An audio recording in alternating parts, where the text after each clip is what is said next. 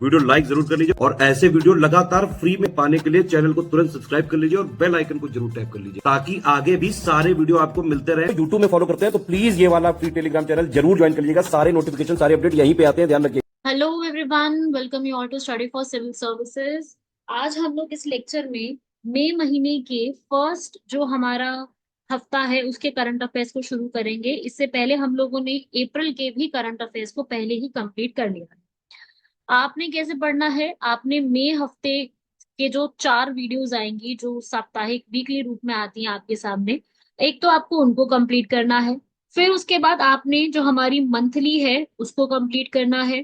फिर हमारी एक न्यूज न्यूज की एक और वीडियो आती है, प्लेसेस इन न्यूज करके, वो जगह जो आपको उस महीने के लिए इंपॉर्टेंट याद करके जाने, क्योंकि उससे भी तो सवाल आते हैं ना सीधे।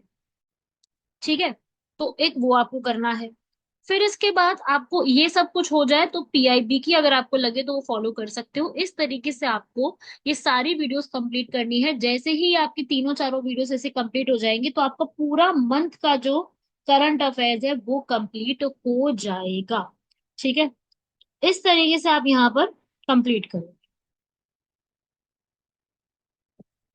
क्लियर है भाई सभी बच्चों को यहाँ तक? ऐसे आप पढ़ाई करोगे तो आपको सारी की सारी इंफॉर्मेशन ऐसे ही मिलती रहेगी, तो आपके लिए आसान हो जाएगा सारी चीजों को पढ़ना, सारी चीजों को देखना। तो ऐसे कंप्लीट करना। बाकी हमारा अगर आपको ये पीडीएफ चाहिए होगी तो आप यहाँ पे नीचे दिए गए हमारे नंबर्स है, इन नंबर्स को आप कभी भी कॉल करो। आपको जो भी यहाँ पर पीडीएफ चाहिए, जो भी आपको चीजें चाहिए, आपको सारी की सारी यहीं पर ही उपलब्ध करा दी जाएंगी। इसी तरीके से आपका सारा अपना, मतलब ऐसे करोगे, धीरे धीरे करके पढ़ाई करते रहोगे इस तरीके से, तो आपका सिलेबस जो है वो कंप्लीट हो जाएगा। बिकॉज करंट अफेयर बहुत इंपॉर्टेंट होते हैं। अब आप कहेंगे मैम ये कौन से एग्जाम के लिए इंपॉर्टेंट है? तो देखिए, ये यूपीएससी एग्जाम आप तैयारी करो। जैसे यूपीएससी सिर्फ सिविल सर्विसेज नहीं लेता, यूपीएससी सीडीएस का एग्जाम लेता है, एनडीए का लेता है, ईपीएफओ का लेता है। ठीक है, एक और एग्जाम होता है सीएपीएफ जो कि अगस्त में होता है, उसका एग्जाम लेता है। तो काफी सारे एग्जाम्स लेता है, तो उन सभी एग्जाम्स के लिए काम आएगा। प्लस साथ ही साथ आप जो भी स्टेट पीसीएस की तैयारी कर रहे हो, आप यूपी पीसीएस है, हरियाणा की है, बिहार की है, राजस्थान की है, एमपी की है, क्योंकि आपको आपको पता ही है कि ये बात, कि हर बार ही जो है एग्जाम में क्वेश्चन तो बनते ही बनते हैं करंट अफेयर से। करंट अफेयर्स के बिना तो देखो कोई पेपर बनता है नहीं। तो करंट अफेयर्स के लिए कितनी इंपॉर्टेंस है वो आप जानते हो, तो उन सभी के लिए ये सब इंपॉर्टेंट रहेगा। और साथ ही साथ अगर आप रेलवेज या एसएससी का जैसे नोटिफिकेशन आ गया, एग्जाम आने वाले, तो उसके लिए भी, तो सभी के लिए आपको ये सारी चीजें याद करनी होंगी। क्लियर हुआ सब लोगों को यहाँ तक? चलिए बढ़ते हैं इसके बाद हम लोग हमारे नेक्स्ट लेक्चर की तरफ। बढ़ते हैं इसके बाद इंपॉर्टेंट और चीजों की तरफ, क्या हमसे चीजें और पूछी जा सकती हैं, और देख लेते हैं हमारी चीजों को। सबसे पहला है यूनाइटेड नेशन जो डे ऑफ विसक या विसाख जो है मनाया जाता है। अब यूएन डे ऑफ वेसक क्या होता है और ये क्यों मनाया जाता है, इसके पीछे का कारण क्या है, ये क्या रहता है, इसके बारे में पूरी जानकारी हम लेते हैं। और ये अभी हाल फिलहाल में सेलिब्रेट भी किया गया। ये आप पिक्चर देख सकते हो, कहाँ पे हुआ है इस पिक्चर में, इसका वेन्यू लिखा हुआ है वियतनाम। आपने सुना होगा वियतनाम एक कंट्री के बारे में। वियतनाम जो है ये, उसकी एक सिटी है जिसका नाम है हो ची मिन। सिटी का नाम है हो ची मिन। वहां पे यूनाइटेड नेशन विसाख डे मनाया गया है। क्यों मनाया जाता है ये जो है, गौतम बुद्ध, जो आप जानते हो बुद्धिज्म का टॉपिक आपने एंशियंट हिस्ट्री में भी पढ़ा होगा, वैसे भी आपने गौतम बुद्ध का नाम जरूर सुना होगा। उनका जन्म, ठीक है, उनको ज्ञान की प्राप्ति और उनका परिनिर्वाण, जो उनकी मृत्यु हुई थी, उन सब की चीजों को सेलिब्रेट करने के लिए या उनके बारे में सबको बताने के लिए, उनका स्मरण करने के लिए मनाया जाता है। यूएन की जो जनरल असेंबली है उन्होंने इस चीज के बारे में बताया था। फुल मून डे जब भी आता है, पूर्णिमा की रात जब भी आती है, हर साल ये फिक्स नहीं होता कि 6 तारीख को मनाएंगे, ये मई में मनाया जाता है जब भी फुल मून आता है।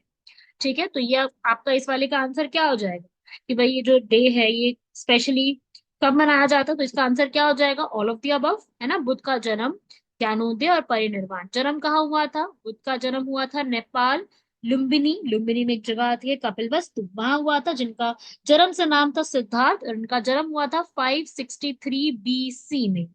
उसके बाद इनके पेरेंट्स का नाम था, ये कपिलवस्तु के राजा हुआ करते थे इनके पेरेंट्स, और इनके पिता पिता का नाम जो था, और माता का नाम यशोदा था। उसके बाद नहीं, उनकी वाइफ का नाम यशोदा। फिर इनका बर्थ हुआ, उसके बाद ये घर छोड़ के गए, जिसे महाभिनिष्क्रमण कहा जाता है, घोड़े पे बैठ के। फिर इनको जहाँ जो है एनलाइटनमेंट, ज्ञान की प्राप्ति हुई, वो एक जगह है बोध गया बिहार के अंदर, जहाँ पे उनको ये प्राप्ति हुई थी, एक पेड़ के नीचे। ठीक है, बोधि ट्री उसको बोला जाता है। फिर उसके बाद इन्होंने अपना पहला लेक्चर दिया था सारनाथ डियर पार्क यूपी में, धर्म चक्र परिवर्तन उसे कहा जाता है। फिर इनकी पासिंग अवे, इनका जो है मृत्यु हो जाती है, जिसे परिनिर्वाणा या महापरिनिर्वाणा कहा जाता है। कहाँ पे होती है ये चीज? कुशीनारा। कुशीनारा कहाँ है? यूपी। तो इनके लाइफ के ज्यादातर इवेंट्स कहाँ पे हुए हैं? यूपी और बिहार में। एक जन्म नेपाल में, बाकी सारी की सारी चीजें कहाँ पे हुई हैं? भारतवर्ष में हुई। ठीक है, और इनकी जो मृत्यु हुई थी वो 487 BCE में हुई थी। तो ये कुछ इस तरीके के फैक्ट्स हैं जो आपको पता होनी चाहिए। ठीक है, और इनके बहुत बड़े भक्त या फिर इनको बहुत ज्यादा मानने वाले व्यक्तियों में कौन हुआ करते थे? Ashoka the great. ऐसे ही हमारा अगला क्वेश्चन की तरफ बढ़ते, तो ये वैसाख दिवस याद रखिए। ब्रह्मांड फेस्टिवल आ गया ना फिर से यूनेस्को। आपको याद है पिछली जो आपके अप्रैल महीने के करंट अफेयर्स थे, उसमें भी यूनेस्को के दो इंपॉर्टेंट चीजें पड़ी थी, अब फिर आ गया यूनेस्को। क्यों? क्योंकि यूनेस्को का द्वारा बताया गया इंटैंजिबल कल्चरल हेरिटेज साइट, जिसे हम हिंदी में कहते हैं अमूर्त सांस्कृतिक विरासत, वो मान्यता प्राप्त रम्मान जो महोत्सव होता है वो भारतवर्ष में कहाँ मनाया जाता है? हमारे प्यारे देवभूमि उत्तराखंड में मनाया जाता है। और ये कुछ इस प्रकार से सजाया जाता है अपने आप को, इतने खूबसूरत अपने आउटफिट्स पहन करके इस फेस्टिवल को मनाया जाता है। तो रम्मान फेस्टिवल असल में उत्तराखंड के सलूर डूंगरा एक गांव है, सलूर डूंगरा। ऐसा नहीं कि पूरे के पूरे उत्तराखंड में मना रहे, कुछ इलाका है जहाँ पे मनाया जाता है, जिसके अंदर मास्क पहनना और जगार गाना, भूमियाल देवता की पूजा करना, ये बहुत ज्यादा फेमस रहता है। और ये जो सलूर डूंगरा एरिया है जो आप पिक्चर देख रहे हो, ये चमोली डिस्ट्रिक्ट उत्तराखंड में है। तो यहाँ पर ये हाल फिलहाल में मनाया गया है और ये हर साल मनाया जाता है, रम्मान मेला कहा जाता है इसे। ठीक है भाई, यहाँ आप पिक्चर पढ़ सकते हो, यहाँ पे मैंने सारी चीजें लिख दी हैं वैसे तो। 2009 में यूनेस्को ने इनटैंजिबल कल्चर, अमूर्त सांस्कृतिक विरासत में शामिल किया था। अमूर्त सांस्कृतिक विरासत वो होती है जिसे आप छू नहीं सकते हो लेकिन फील कर सकते हो। ठीक है, तो इसे कहते हैं इंटैंजिबल कल्चरल हेरिटेज। ये कोई साइट नहीं है, कोई जगह नहीं है देखने वाली। जैसे हम कहते हैं यूनेस्को की विश्व धरोहर स्थल जो होते हैं वो 43 है, 43, लेकिन वो तो जगह है। ये इंटैंजिबल है, अमूर्त है, जिसको आप फील कर सकते हो। अभी डांस फॉर्म है, ये फील कर सकते हो ना आप? तो ये फील करने के लिए ही हमारी जो है बनाई गई है। और गरबा इसके अंदर शामिल है, वैदिक चीजें शामिल है, रामलीला है, कालबेलिया राजस्थान का डांस इसमें शामिल है, बुद्धिस्ट जो चैंटिंग होती है वो इसमें शामिल है, नवरोज, योगा, कुंभ का मेला, दुर्गा पूजा, ये सभी प्रकार की चीजें इसमें शामिल हैं। तो ये सब जो है एक ऐसी अमूर्त चीजें हैं जिसको आप देख सकते हो और उस पर गर्व महसूस कर सकते हो कि हमारी ये विरासत है, लेकिन अमूर्त है क्योंकि उस समय इसको परफॉर्म करके देखोगे तो ही होगा। ये कोई जगह नहीं है देखने वाली कि वहां जाओगे और देखोगे, आप इसको तो फील कर सकते हो। गरबा है, गरबा आप एक एक जनरेशन से दूसरी जनरेशन ट्रांसफर हुआ है। हम भी तो देखते हैं ना एनवायरमेंट में, हम देखते हैं खूबसूरत कपड़े पहनते हैं, है ना? तो उससे क्या होता है, आपकी एक अलग पहचान देखने को मिलती है। तो उसे ही हम कहते हैं प्रैक्टिसेस, रिचुअल्स, फेस्टिवल्स, जो आप देखते हो और वो चीजें जो है आपको देखने को मिलती रहती है, उसे कहते हैं अमूर्त। तो हर चीज को नहीं डाला जाता, कुछ कुछ चीजें हैं जो यूनेस्को ने इसमें डाली हुई है। इसमें से एक रम्मान फेस्टिवल भी है जो कि अभी हाल फिलहाल में न्यूज में चल रहा था, इसलिए हमने इसको पढ़ लिया।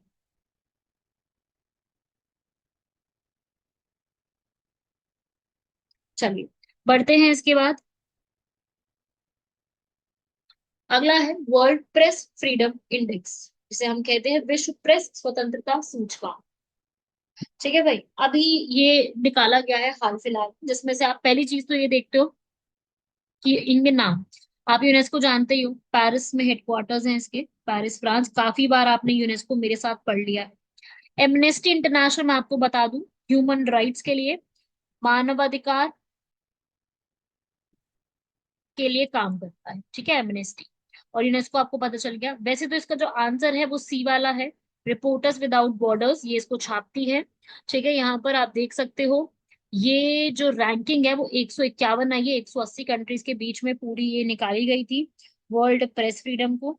और उसके हिसाब से हमारी रैंक 151 नंबर की आई है, 180 कंट्रीज का डेटा निकाला गया है, उसके हिसाब से हमारी ये रैंक।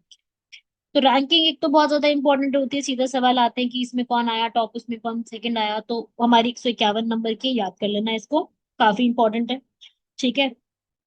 दूसरी इंपॉर्टेंट चीज, एक बार ये डेटा कुछ ऐसा है, 151 अभी वाला डेटा, ये हमारी पिछली बार रैंक 159 थी, इस बार 151 आई है, स्कोर 32 आया है, थोड़ी सी रैंक इंप्रूव हुई है, ये उसके लिए बताना चाहती हूँ। और हमारी जो रैंक है वो किन देशों से पीछे है? नेपाल की 90 है, मॉलडीव्स की 104 नंबर पे है, श्रीलंका की 139 और बांग्लादेश की 149, हमसे आगे हैं ये कंट्रीज। ठीक है, ये जो कंट्रीज हमारे आस पड़ोस की कंट्रीज हैं उनके बारे में रिपोर्टर्स विदाउट बॉर्डर्स इसको पब्लिश करती है। ये सवाल हमसे पूछा जा सकता है, टॉप किसने किया ये पूछा जा सकता है, जहां पर आप कुछ भी छाप सकते हो, आपको कोई जी किसी को जवाब नहीं देना है। वो है नॉर्वे, एस्टोनिया, नीदरलैंड, तीनों ही यूरोपियन कंट्रीज आती हैं। ठीक है भाई, एस्टोनिया, लाटविया, लिथुआनिया आपने सुना होगा, ये तीनों कंट्रीज, ये तीनों कंट्रीज टॉप में ही आती है, इसे बाल्टिक कंट्रीज के नाम से भी जाना जाता है। ठीक है, ये पूरी लिस्ट है 180 कंट्रीज की, आपको 180 कंट्री पढ़ने की कोई जरूरत नहीं, हमसे 180 कंट्री के बारे में कोई नहीं पूछ रहा। मैं आपको बता दूं, पड़ोसी देशों के बारे में सिर्फ आपको पता होना चाहिए। पाकिस्तान हमसे पीछे है, 158 रैंक पे है। ठीक है, भूटान भी हमसे पीछे है, भूटान 152 पे, जस्ट इंडिया के बाद ही। हाँ, इंडिया की रैंक कोई बहुत अच्छी नहीं है कि हम बहुत अच्छी कंट्री के साथ compete कर रहे हैं, नहीं। Bhutan, Tajikistan, Yemen, Iraq, Sudan, Bahrain, Pakistan, तुर्की, वेनेजुएला, कंबोडिया, ये हमसे पीछे कंट्रीज है। हमसे आगे वाली कंट्रीज हम देखें तो वो काफी सारी हैं, जैसे कि Estonia, Norway, Sweden, Finland, Denmark, Ireland, Switzerland, जो वो सारी कंट्रीज आपने यूरोपियन कंट्री सुनी है, एचडीआई में भी जो टॉप करती है, काफी आगे ही आपको देखने को मिलती हैं, ये वो कंट्रीज है। ठीक है भाई, ये सारी कंट्रीज के, मतलब ये नहीं कह रही मैं एग्जैक्ट आपको लर्न करके जाना है, लेकिन आपको शॉर्ट में एक आइडिया होना चाहिए, आपको बिल्कुल पता होना चाहिए कि कौन सी कंट्रीज में किस नंबर पे आती है। ठीक है ना, हमें एक आइडिया जरूर इसके ऊपर होना चाहिए कि कंट्रीज का जो स्टेटस है वो किस प्रकार से यहाँ एग्जिस्ट करता है।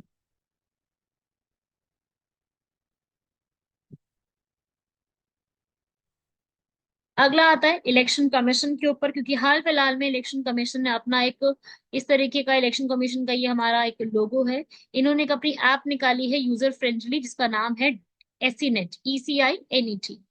ठीक है, जहां पे आपको इलेक्टर्स, इलेक्शन कौन कौन से हैं, पॉलिटिकल पार्टीज कितनी कितनी है, मतलब जितनी पुरानी आप ऐप्स देख रहे हो ना, जैसे कि आपने एक ऐप सुनी होगी, डाउनलोड भी कर रखी होगी, एपिक ऐप करके होगी, जिसमें अपना वोटर आईडी कार्ड डाउनलोड कर सकते हो, वोटर हेल्पलाइन ऐप है, CYGL ऐप है, सक्षम ऐप है, KYC ऐप, इन सबको हटा के एक सिंगल ऐप कर दी एसी नेट करके, ECI नेट करके। ECI मतलब election commission of India, net मतलब कि उसका उस तरीके से बना दिया। तो इलेक्शन कमीशन ऑफ इंडिया के बारे में अगर हम जानकारी ले थोड़ी बहुत, तो हमारे संविधान के आर्टिकल नंबर 324 से आर्टिकल नंबर 329 तक जिक्र किया हुआ है।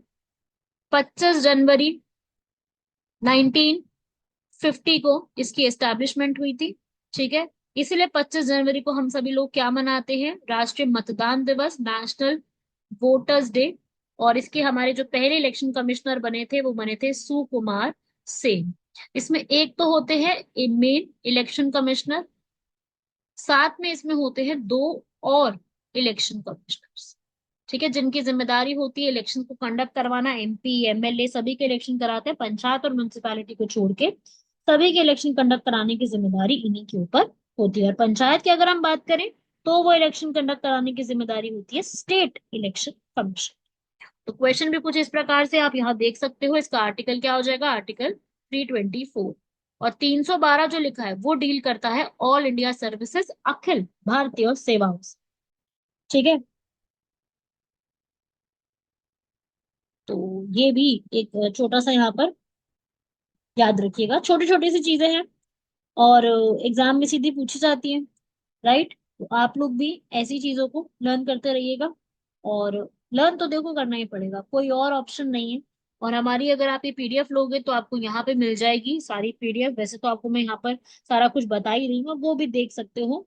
लेकिन अगर आपको PDF, जैसे कई बच्चों को PDF से पढ़ना अच्छा लगता है, तो PDF भी आप यहाँ पे जाके ले सकते हो, पेड है, लेकिन आप बात करके जो है वो ले सकते हो, लेकिन पेड PDF है, मैं पहले ही आपको ये बात मतलब बता दूंगी। ठीक है, तो ये तो हो गया हमारी सारी चीजें।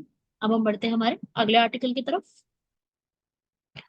वेव समिट बड़ा न्यूज में छाया था, इंस्टाग्राम पे बहुत छाया था, बहुत सारी जो हमारी सेलिब्रिटीज यहाँ पे गए थे उनका जो आउटफिट था उस पे रैंकिंग करने के चक्कर में काफी चीजें जो है इस पे छाई थी। तो वेव समिट काफी न्यूज में है। मैं आपको बता दूं, पहले तो कुछ इस प्रकार से हुआ था, ये कुछ ऐसा है, ठीक है ना। मुंबई में आयोजित कराया गया था 1 से 4 मई।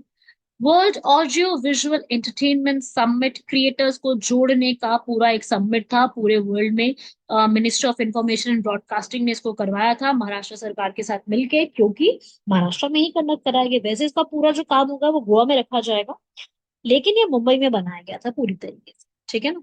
तो यही हमसे पूछा गया है। पहला क्वेश्चन, ये वेव्स की फुल फॉर्म में ही एवी आ रहा है। एवी का मतलब ही ऑडियो विजुअल है, ऑडियो और विजुअल, तो उसी से जुड़ा हुआ है ये वेव शिखर सम्मेलन, वेव्स समिट। तो ये जो वेव समिट है, इसके बारे में आप यहाँ से पढ़ सकते हो। ये हमारी ऑरेंज इकोनॉमी को लीड करे। ऑरेंज इकोनॉमी का अर्थ होता है वो इकोनॉमी जो हमारी gaming, content creation, influencers, audio visual, Bollywood, celebrities, इन सब से जुड़ा हुआ रहता है। उसे हम क्या बोलते हैं? ऑडियो विजुअल या फिर ऑरेंज इकोनॉमी। इसको क्लासिफाई किया जाता है इस टर्म के, ठीक है। तो वेव्स इसीलिए न्यूज में था, अभी हाल फिलहाल में हुआ ही है, बहुत अच्छे से आयोजित किया गया और ऐसा बोला गया कि ये जो पूरी इंडस्ट्री है ये आगे चल के बहुत ज्यादा अच्छा एक पोटेंशियल रखती है, ठीक है ना। इसी में ही एक इंस्टीट्यूट बनाया जाएगा क्रिएटिव टेक्नोलॉजी का, आईआईसीटी के नाम से। मैंने इसके बारे में आगे भी रखा है। मैंने आईआईसीटी के बारे में यहाँ भी लिखा है, मैं यहाँ बता देती हूँ आपको। इसी में ही इसके बारे में, वो गलती से पीछे स्लाइड चली गई मुझसे। इंडियन इंस्टीट्यूट ऑफ टेक्नोलॉजी जो वेव्स का सबमिट हुआ है उसी में इसको बताने की बात की गई है कि हम एक सबमिट बनाएंगे। इसकी पिक्चर मेरे पास इसलिए नहीं है क्योंकि अभी तक इसका कुछ आया नहीं है ना, अभी तो सिर्फ अनाउंस किया है कि ऐसा बनाएंगे, ठीक है ना। तो इस तरीके से चीजें रहेंगी और ये वेव सबमिट है, अच्छा इंपॉर्टेंट है। हमारी visual effects, gaming, comics, VR, smart classroom, sound, gaming, animation labs, editing. आपको पता है आज की टाइपिंग का कितना ज्यादा जोर हो रहा है, ऑनलाइन चीजों को कितना ज्यादा क्रेज बढ़ता जा रहा है इसमें। तभी तो हमारी सरकार ने नेशनल क्रिएटर्स अवार्ड भी दिए थे, आपको याद है ना, हमारे प्रधानमंत्री ने नेशनल क्रिएटर अवार्ड 2024 में दिए भी थे।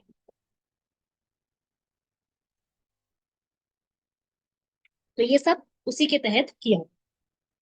ठीक है भाई, तो हमारे 2 आर्टिकल एक साथ कवर हो गए। चलिए बढ़िया, इसके बाद आगे आप पढ़ लेना ये वाला, जैसे सामने लिखा हुआ ऑरेंज इकोनॉमी क्या होती है मैंने आपको समझा दी है। भारत की अर्थव्यवस्था हिंदी में कहते हैं उसे। चलिए बढ़िया, इसके बाद नेक्स्ट आर्टिकल, एचडीआई। इतना ज्यादा इंपॉर्टेंट है एचडीआई, तो आप में से जो भी इकोनॉमिक्स का स्टूडेंट होगा वो ऑलरेडी एचडीआई के बारे में जानता होगा, बट फिर भी मैं हर बच्चे की एक जिम्मेदारी लेते हुए सबको बताना चाहूंगी। एचडीआई को हम लोग यहाँ पर कहते हैं ह्यूमन डेवलपमेंट इंडेक्स, मानव विकास सूचकांक, जो कि महबूब उल हक एक पाकिस्तानी इकोनॉमिस्ट है उनके द्वारा तैयार किया गया था। भारत का वर्जन अमर्त्य सेन, जिनको इकोनॉमिक्स में नोबेल प्राइज मिला है, उनके द्वारा तैयार किया गया था। असल में ये निकालती कौन है? UNDP, United Nation Development Program, UN के अंडर ही ये काम करती है। विश्व बैंक, आईएमएफ नहीं निकालती। यूनेस्को तो देखो मेरा फेवरेट है, इसलिए मैं इसको हर जगह डाल देती हूँ।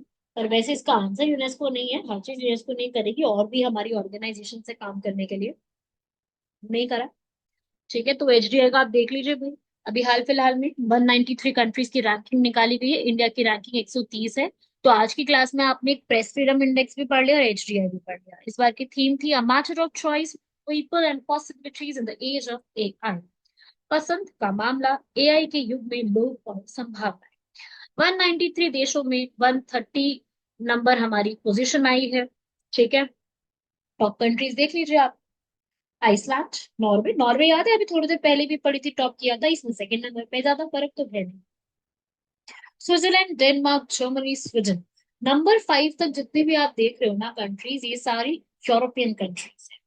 इसमें 8वें नंबर पे चाइना है, 7वें नंबर पे यूनाइटेड स्टेट्स ऑफ अमेरिका है, और इंडिया की पोजीशन 130 है। अभी बहुत लंबी रेस है हमें इस पे आगे आने के लिए, मैं टॉप की तो बात ही नहीं कर रही, टॉप 100 में आने के लिए भी बहुत लंबी रेस और बहुत काम भारतीय सरकार को और साथ में लोगों को। केवल भारतीय सरकार काम नहीं करेगी, लोगों को भी काम करना होगा, लोगों को काम करने में बहुत समय लगने वाला है,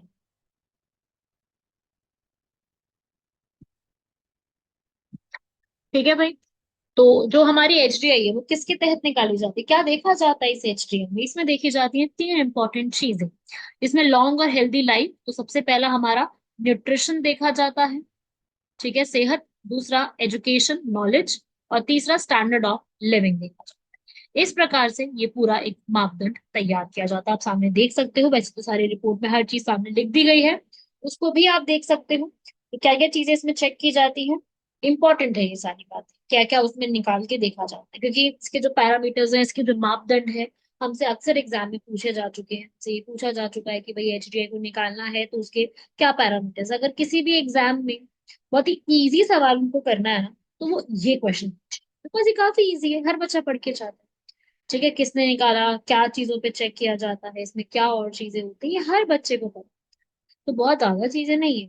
और सबसे लास्ट में कौन आए, ये आपको पता होना चाहिए, साउथ सुडान। आपने सुना होगा इस कंट्री का नाम, अफ्रीका में पड़ती है, वहां पर ये सबसे लास्ट में। अगर मैं बात करूं अपने आसपास के देशों की, तो चाइना आपने देखा जैसे कि हमसे आगे, भूटान हमसे आगे, श्रीलंका हमसे आगे, वही बांग्लादेश, नेपाल, म्यांमार, पाकिस्तान हमसे इस पूरे में पीछे। लीडर बोर्ड के आपको जो फैक्ट्स है, ठीक है, पता होना चाहिए। अच्छा, चाइना हमसे, यहाँ पे आप देख लो, मैं क्लियर कर दूं आपको, ये 8वें नंबर पे हांगकांग है, जो कि चाइना का हिस्सा क्लेम किया जाता है, चाइना नहीं है। चाइना की तो पोजीशन इसमें पीछे ही है, लेकिन ये हांगकांग है। ठीक है, चाइना की जो पोजीशन है वो 78 है, लेकिन ये हांगकांग चाइना वाला पार्ट, समझ रहे हो ना मैं क्या समझाना चाह रही हूँ। ठीक है, तो ये सब चीजें याद हो जाएंगी ना आप लोगों को। देखो, याद करनी पड़ेंगी, कोई और ऑप्शन है नहीं आपके पास, कोई आपको याद करना ही पड़ेगा। पहली बार ये 1990 में महबूब उल हक द्वारा लाया गया था, इसको भी आपको याद करना पड़ेगा, याद करना ही पड़ेगा, कोई और ऑप्शन नहीं है। ठीक है, और अगर मैं बात करूं, जो हमारी एक छोटा सा मैंने अपने हिसाब से इसका एनालिसिस निकाला है। आपने सुना है ब्रिक्स कंट्रीज के बारे में, है ना? वैसे तो अब ब्रिक्स में और भी कंट्री शामिल हो चुके हैं, लेकिन मैं अगर 5-6 मेन कंट्रीज की बात करूं जो फाउंडिंग मेंबर्स हैं, Brazil, Russia, China, south Africa और इंडिया। क्या ये चारों कंट्रीज, अगर मैं आई को हटा दूं इंडिया और बाकी चारों की बात करूं, तो क्या चारों हमसे आगे हैं? तो बिल्कुल। इस एचडीआई इंडेक्स की बात करूं अभी वाले की, तो ब्राजील की पोजीशन है 89, जो कि हमसे आगे है। रशिया की पोजीशन है यहाँ पर 59, जो कि हमसे आगे है। चाइना की पोजीशन है यहाँ पर 75, जो कि हमसे आगे है। साउथ अफ्रीका की पोजीशन 110, जो कि हमसे आगे, क्योंकि हमारी पोजीशन है 130, तो हम इन सबसे पीछे हैं। तो क्वेश्चन इस प्रकार से भी बन सकता है। स्टेट पीसीएस एग्जाम में ऐसे क्वेश्चन आते हैं, सीडीएस में भी ऐसे क्वेश्चन एनालिसिस वाले आ जाते हैं, जिसमें आपको थोड़ा दिमाग लगाना पड़ता है, आपको थोड़ी सी चीजें बतानी पड़ती हैं। तो उस हिसाब से ये वाला आंसर आपको दिमाग में रखना है। क्लियर हुआ सभी लोगों को यहाँ तक चीजें? चलिए, बहुत बढ़िया, आप लोगों को यहाँ तक चीजें क्लियर हो रही होंगी, आई होप सो, मैं ऐसा उम्मीद कर सकती हूँ, क्योंकि मैं पूरी तरीके से सब चीजें समझा पा रही हूँ। बाकी हम बढ़ते हैं आगे। अगला हमारी इलेक्ट्रिक व्हीकल्स। आप सभी को पता है कि लिथियम की बैटरीज में जो इलेक्ट्रिक व्हीकल्स चलती हैं, इलेक्ट्रिक वाहन का कितना ज्यादा क्रेज भारत में बढ़ता जा रहा है। तो उसके लिए भारत ने एक स्कीम शुरू कर दी, जिसका नाम है फेम इंडिया। उसी से जुड़ा हुआ एक मिशन है, अनुसंधान नेशनल रिसर्च फाउंडेशन द्वारा महा ईवी मिशन स्टार्ट किया गया। महा ईवी, महा की फुल फॉर्म क्या होती है? Mission for advancement of high impact areas of electric vehicles, जिसमें इलेक्ट्रिक व्हीकल्स के ऊपर रिसर्च एंड डेवलपमेंट किया जाएगा।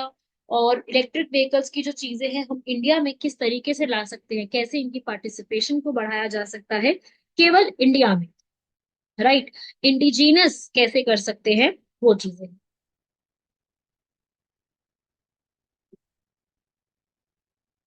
तो ये वो चीजें हैं भाई, आपको यहाँ पर याद रखनी होंगी ये चीजें।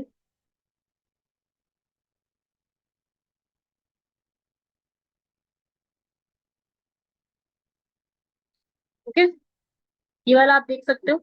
इसमें महा ईवी मिशन है क्या, कि हमें डोमेस्टिक आर एन डी करनी, आर एन डी का मतलब रिसर्च अनुसंधान करना है। ईवी बैटरी, बैटरी के सेल्सों को, इलेक्ट्रॉनिक मशीन इंफ्रास्ट्रक्चर, हाँ ये बहुत जरूरी है कि आप ईवी की गाड़ियां तो बहुत सारी बना दो, लेकिन आपके पास, अब जैसे हमें गाड़ियां हैं हमारे पास पेट्रोल और डीजल और सीएनजी वाली, इन सब गाड़ियों में सारी चीजों में तो हमारे पास अवेलेबल है सारी चीजें, है ना? हमारे पास पेट्रोल पंप है, हमारे पास सीएनजी और डीजल की चीजें हैं। लेकिन अगर आप ईवी की गाड़ियां बनाओगे, तो आपको ईवी के लिए इंफ्रास्ट्रक्चर भी तो ईवी वाला चाहिए होगा ना, वो भी तो होना बेहद जरूरी है। परंतु वो चीजें हमारे पास है नहीं, तो वहां पे बड़ी प्रॉब्लम आ जाती है। तो उसके लिए सरकार जो है यहाँ पर स्टेप्स ले, ताकि ये चीजों को सुधारा जा सके। समझ रहे हो? सरकार ये चीजें जरूर करे यहाँ पे जाके, और इनको सुधारे, तब जाकर के जो है इनमें रिसर्च वर्क और डेवलपमेंट ज्यादा बढ़ सकती है। उसी के लिए अनुसंधान की चीजें चल रही है। मैं आपको आर्टिकल, वेव्स और आईआईसीटी तो मैंने आपको करा ही दिया। अगला आता है भाई हमारा एक फ्लेक्स करके, ठीक है, अभी हाल फिलहाल में हुआ है। तो प्राइवेट प्लेयर्स इंडिया के स्पेस सेक्टर में होने चाहिए। अभी तक क्या आपको पता है, इसरो सारा देखती है, स्पेस का हमारा सारा काम इसरो देखती है, आप सभी को पता है ये सारी चीजें। ठीक है, ठीक है भाई। तो उसके लिए ही यहाँ पर क्वेश्चन है कि हमारी जो स्पेस सेक्टर है उसमें गवर्नमेंट की बात करें तो इसरो देखती है, लेकिन प्राइवेट में कौन देखता है, वो इन स्पेस देखती है। ये है कॉर्पोरेशन इन स्पेस के नाम से, वो देखती है। अभी मैंने ऐसा क्यों पूछा, क्योंकि 7 से 9 मई के बीच में पूरा हमारा ग्लेक्स आयोजन कराया गया था। ये इंटरनेशनल समिट है, किसके ऊपर, स्पेस के ऊपर। अंतरिक्ष अन्वेषण करना, अंतरिक्ष में चीजों को देखने के ऊपर है। आप देख सकते हो ये पिक्चर, इसकी कॉन्फ्रेंस दिल्ली में आयोजित कराई गई थी पूरी तरह से ग्लेक्स के नाम से। ग्लेक्स की फुल फॉर्म क्या है, ग्लोबल स्पेस एक्सप्लोरेशन कॉन्फ्रेंस के नाम से। इसकी थीम क्या है, इसकी थीम क्या है, reaching new world space exploration residence, ISRO ने होस्ट किया है। साथ में एरोनॉटिकल सोसाइटी ने होस्ट किया है, इंटरनेशनल एस्ट्रो एरोनॉटिकल फेडरेशन इसके साथ में जुड़ा। ठीक है भाई, तो ये कुछ फैक्ट्स थे आप लोगों को जो ऐसे याद रखने होंगे ग्लेक्स के बारे में। ठीक है, लास्ट हमारा आता है सीबीआई के ऊपर, क्योंकि सीबीआई ने अभी एक ऑपरेशन लॉन्च किया है जिसका नाम है ऑपरेशन हॉक, जो उसमें साइबर क्राइम जो बच्चों से जुड़ा हुआ होता है, ऑनलाइन यौन शोषण, चाइल्ड एब्यूज से जुड़ा हुआ रहता है। ठीक है, यूएसए से इंटेलिजेंस मिलने के बाद ऑपरेशन हॉक सीबीआई ने लॉन्च किया। तो क्वेश्चन कुछ सीबीआई के ऊपर ही है कि जो सीबीआई है उसको पावर कहाँ से डिराइव होती है। सीबीआई को पावर डिराइव की जाती है, C number option, Delhi police special establishment act 1946 के एक्ट में। और जो सीबीआई है ये हमारे कौन से मंत्रालय में काम करता है, मिनिस्ट्री ऑफ पर्सोनल, जिसमें यूपीएससी भी काम करती है। सीबीआई को बनाया गया था 1964 में, 1963 संस्थानन कमेटी के कहने पर बनाया गया था। और ये अपनी जो पावर है वो कहाँ से डिराइव करती है, हमसे पूछा जा सकता है। अभी ये इस तरीके का है सीबीआई को ऑपरेशन हॉक, जो कि बच्चों से जुड़ी हुई चीजों को यहाँ पर, ह्यूमन ट्रैफिकिंग, जैसे कि हमारे आर्टिकल 23 जो है उसमें भी चाइल्ड ट्रैफिकिंग, ह्यूमन ट्रैफिकिंग और इन सब चीजों पर बैन लगाया गया। तो उसी से जुड़ा हुआ हमारा ये पूरा आर्टिकल है जो आप लोगों को याद करना होगा। इसको लिख लीजिए। ये थे हमारे आज के सारे आर्टिकल्स जो हमारे कंप्लीट होते हैं, हमारी सारी इंफॉर्मेशन है ये वाली। आज हमने काफी सारे नए नए और बढ़िया बढ़िया आर्टिकल्स को कवर किया है, और मैंने आपको पहले ही स्टार्टिंग की, जिसने स्किप कर दिया वो जाके दोबारा सुन ले। वो सारी चीजें जो मैंने आपको पहले ही बता दी कि क्या क्या आपके ये जो पूरा पढ़ रहे हो वो कौन से एग्जाम के लिए इंपॉर्टेंट रहे, एग्जाम कौन सा इंपॉर्टेंट है, वो सारी चीजें यहाँ लिखी। ठीक है भाई, तो इसको लिखिए, कंप्लीट कीजिए। बाकी आप लोगों से नेक्स्ट लेक्चर में मुलाकात करेंगे। प्लेसेस इन न्यूज पढ़ना बहुत जरूरी है, जो कि मैंने पहले के लेक्चर में भी कंप्लीट कराया हुआ है। Places in news very very very important.